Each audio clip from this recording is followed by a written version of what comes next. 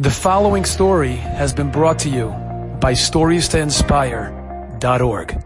Number of years ago, the phone rings in Rabbi Yaakov Edelstein's home. The Rebbitzin picks it up, and on the other end of the line is a bacher from Lakewood, an older bacher who asks for Rabbi Yaakov. Rabbi Yaakov was Reb Gershon's brother, was a very beloved Rav in Ramat HaSharon. He was a big tzaddik.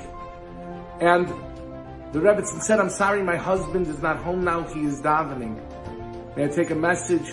And the bacher says, "Tell the Rav that the sixth bacher became a chassid." Okay, I'll relay the message. She didn't know what it meant, the sixth bacher.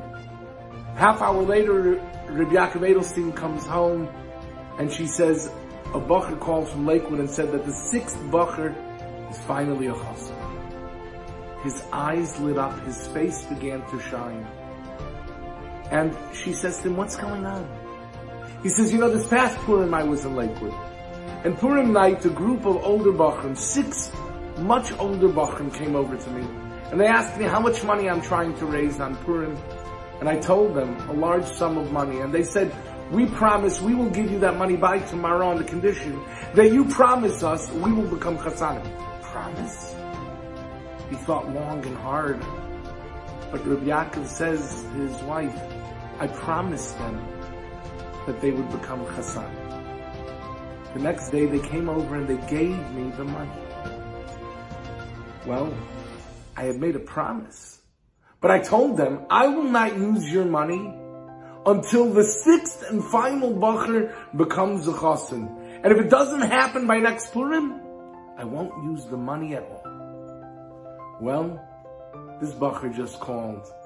The oldest bacher, the last bacher, had become a chassid. And now, finally, Rabbi Yaakov, who had put aside the money, was able to use the money that they had given him for his nitzrochim, for those who need it. On Purim, not only is Rabbi Yaakov Edelstein given the havtacha, the promise that his tefillas will be answered, but there is a halacha of kol mi shepoishet noistin loy. If somebody sticks out his hand asking you for a donation, on Purim, we give it to them. No questions asked. But the Svarim tell us that means if you ask Hashem, you stick out your hand, you cry to Hashem, not for money, but for Tefilah, for a request, for a bakasha, noistin loy, you will receive that answer. Purim is upon us and so many people need refuahs and yeshuas. Let's stick out our hands. Let's cry to Hashem. Let's utilize the day of Purim for what it's meant to be. To bring Klal Yisrael the yeshuas that we don't ever give up upon. Enjoyed this story?